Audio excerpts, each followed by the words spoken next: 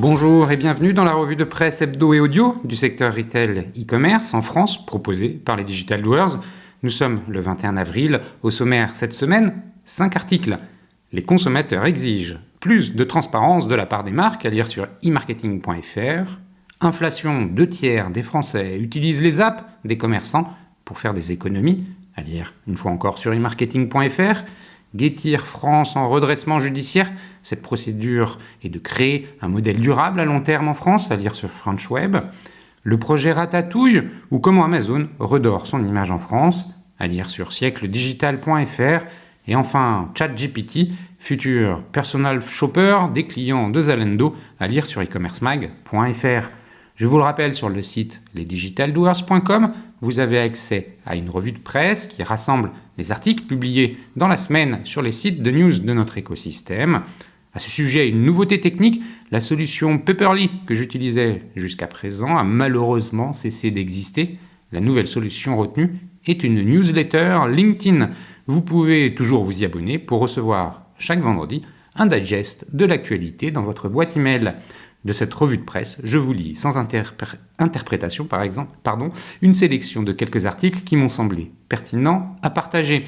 Dernier message, je vous invite à découvrir l'interview d'Élodie Pertuiseau, la numéro 2 de Carrefour, dans laquelle elle nous parle de la Digital Retail Company, une interview passionnante. D'ici là, je vous souhaite une bonne écoute, évidemment, toujours sans coupure.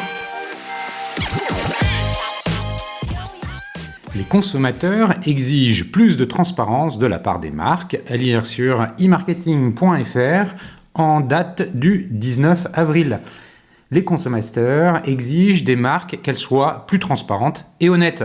Pour cela, les entreprises doivent revoir leur manière de communiquer. Mais qu'est-ce qui génère la confiance ou la méfiance des consommateurs envers une marque ? Bazaar Voice a mené une étude pour le comprendre. Bazaar Voice, société de services destinée aux marques et distributeurs, a mené une étude pour tenter de comprendre quelles pouvaient être les causes d'une confiance ou d'une méfiance des consommateurs envers des marques. Le passage à l'acte d'achat dépend en effet de plusieurs raisons exigées par les consommateurs. Que faut-il retenir ? Quelles sont les raisons qui détournent les consommateurs d'une marque ? Selon le sondage Bazaar Voice, 72% des consommateurs se fient à la réputation d'une marque avant de s'engager. A l'inverse, les raisons qui peuvent pousser à se détourner d'une marque sont nombreuses. 65% des personnes interrogées déclarent que la mauvaise qualité d'un produit leur fait perdre confiance en une marque. 56% citent la malhonnêteté de la marque et les informations mensongères, et 52% les faux avis laissés sur un produit.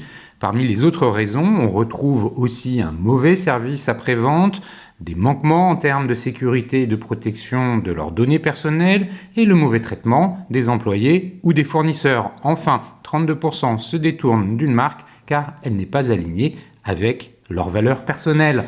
Avant de s'engager sur un achat, les consommateurs font leurs recherches préalables sur une entreprise ou une marque. Ils portent un fort intérêt à la confiance que vous avez déjà construite avec d'autres consommateurs. Et toutes ces informations sont apportées de clavier, déclare Emma Madison, VP Global Client Success chez Bazaar Voice. Les consommateurs exigent de la transparence et de l'honnêteté. Les chiffres de Bazaar Voice révèlent que 49% des consommateurs exigent une surveillance quotidienne des avis consommateurs pour éliminer d'éventuels faux avis. 40% demandent que les marques rendent transparent le processus de publication des avis consommateurs et les mesures mises en place pour l'encadrer et éviter les pratiques commerciales trompeuses. Les marques qui adoptent une politique radicale de transparence sont celles qui réussissent le mieux. Si un nouveau produit reçoit des avis négatifs, il faut saisir l'opportunité de renouveler le produit tout en tenant compte des avis. Les consommateurs sont très réceptifs à cette démarche de transparence et d'écoute du client. En parallèle, il est nécessaire de traquer les faux avis car ils peuvent être très dommageables à la réputation d'une entreprise, ajoute Emma Madison. Les citoyens influencent plus que les influenceurs. Une précédente étude menée en France par Bazaar Voice avait montré que près de la moitié des consommateurs voyaient les citoyens lambda comme les meilleures sources d'influence qui soient loin devant les experts, les célébrités ou les influenceurs. De la même façon, ce sont les posts non sponsorisés, les contenus provenant généralement d'autres consommateurs, tels que les recommandations, avis, photos et vidéos, qui suscitent le plus la confiance des Français. Seuls 23% font confiance aux posts sponsorisés sur les réseaux sociaux.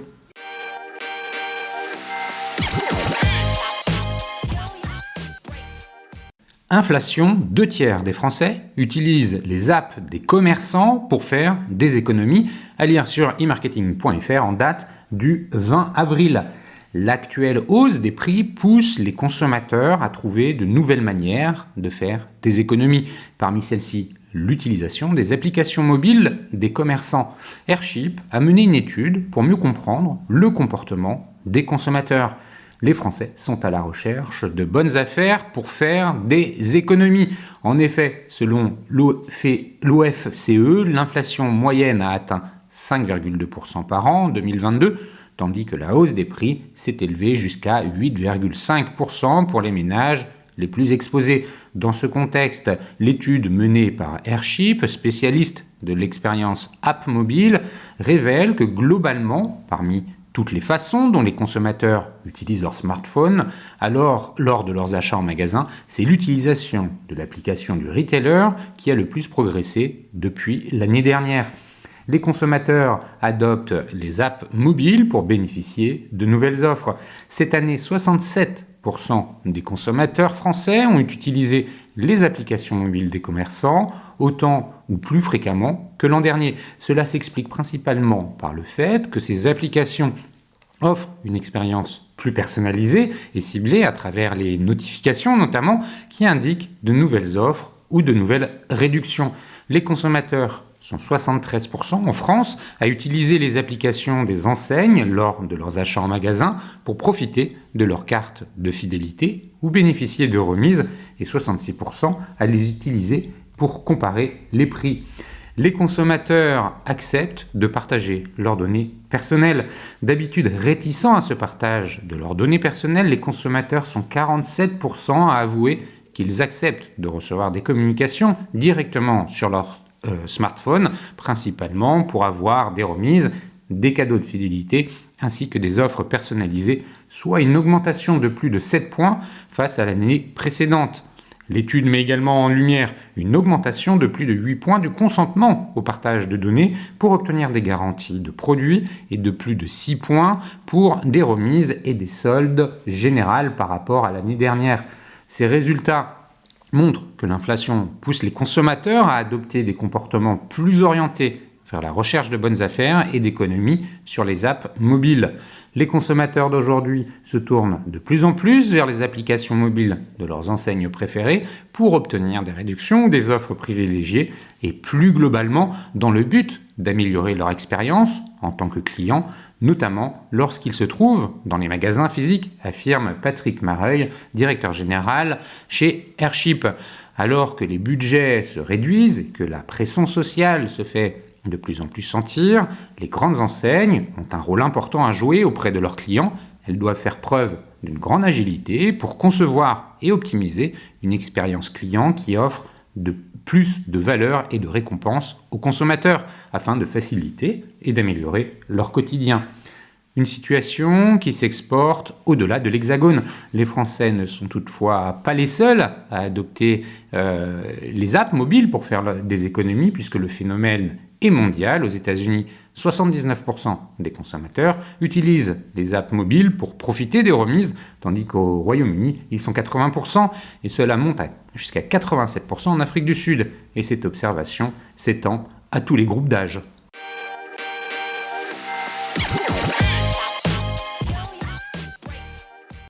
Getir France en redressement judiciaire. Cette procédure est de créer un modèle durable à long terme en France, à lire sur frenchweb.fr en date du 21 avril. Alors même que le géant turc de la livraison rapide de courses à domicile, Getir, aura levé depuis sa création 1,8 milliard de dollars, sa filiale française, Getir France, a demandé jeudi au tribunal de commerce de Paris son placement en redressement judiciaire, a annoncé l'entreprise dans un communiqué adressé à l'AFP.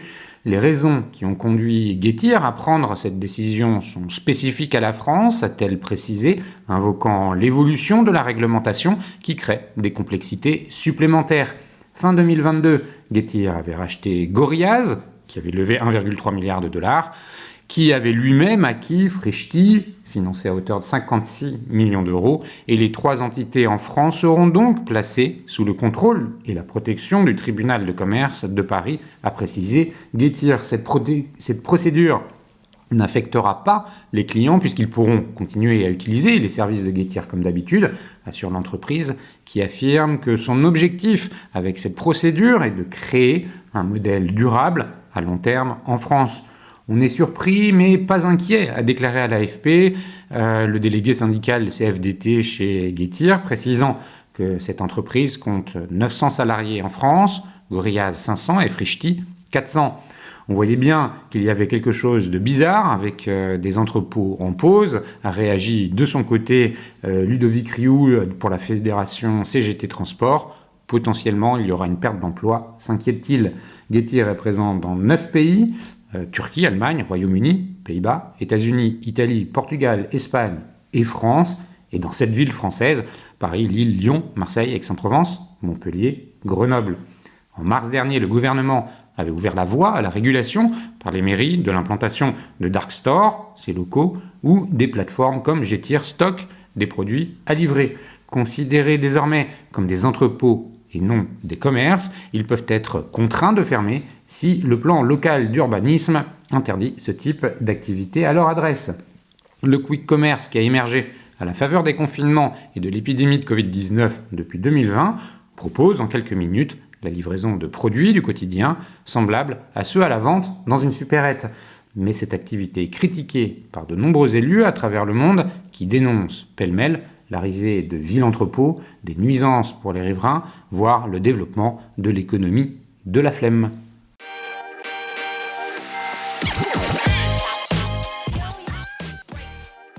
Le projet Ratatouille ou comment Amazon redore son image en France, à lire sur siècledigital.fr en date du 18 avril.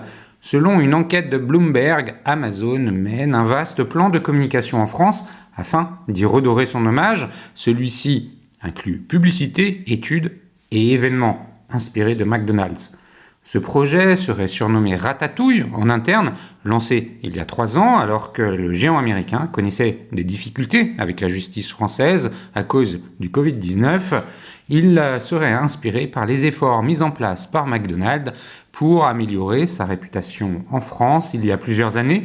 À la fin des années 90, le géant de la restauration rapide était en effet considéré comme l'emblème de la mondialisation par les militants d'extrême gauche.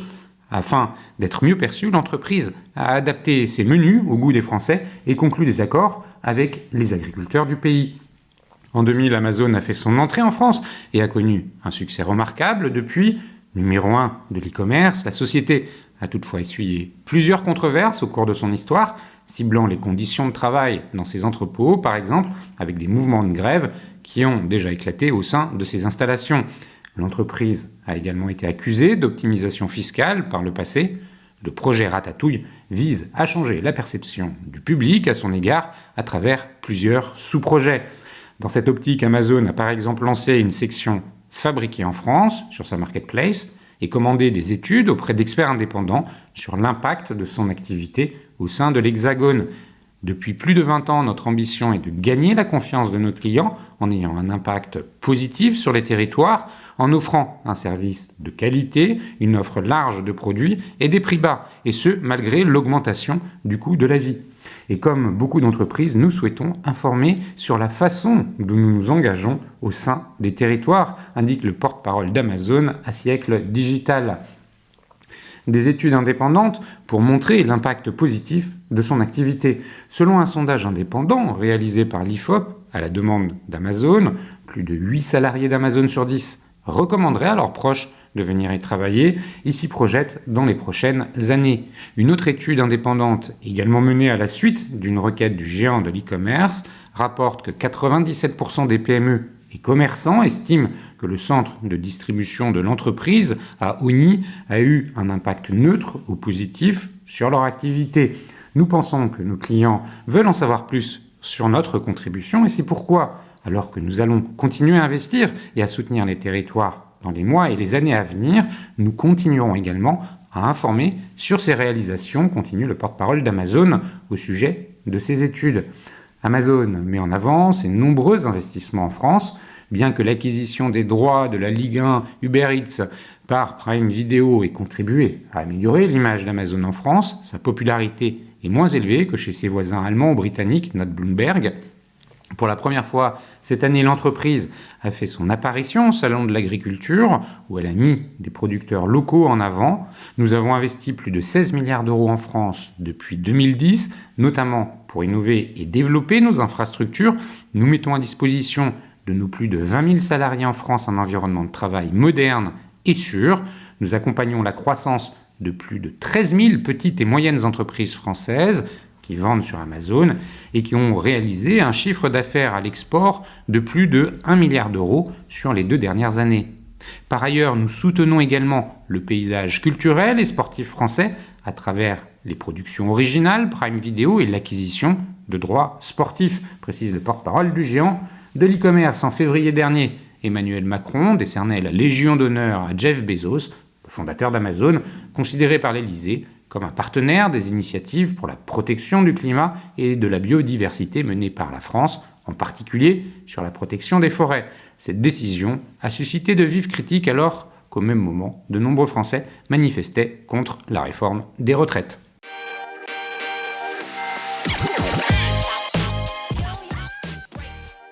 ChatGPT, futur personal shopper des clients de Zalando, à lire sur e-commercemag.fr en date du 19 avril.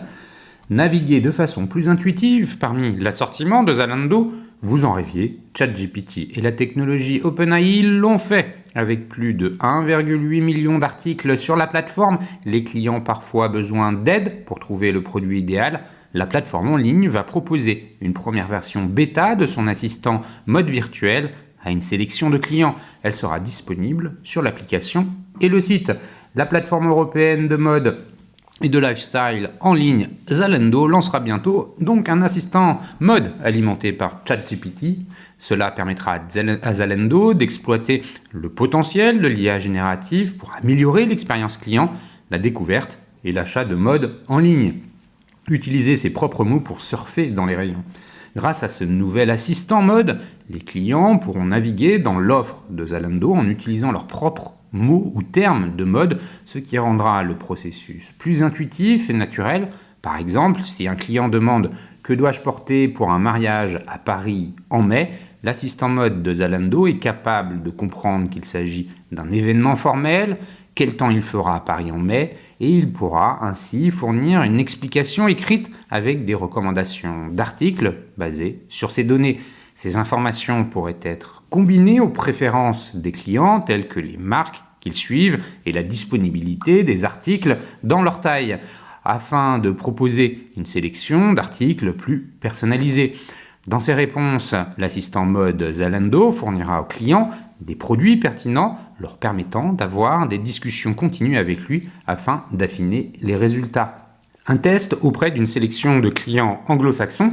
Cette technologie sera disponible en version bêta pour un groupe de clients sélectionnés au printemps en anglais et en allemand et sera disponible en Allemagne, en Irlande, au Royaume-Uni et en Autriche.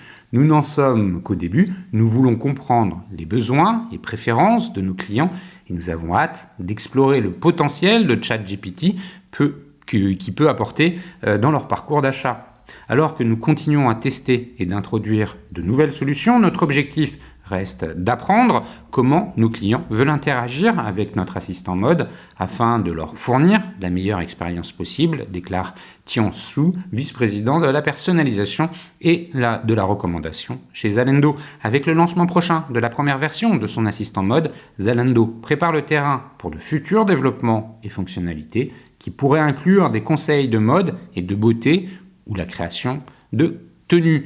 La plateforme positionne son assistant mode comme un compagnon de confiance pour ses clients. Ce dernier inclut la protection de la vie privée et de l'IA.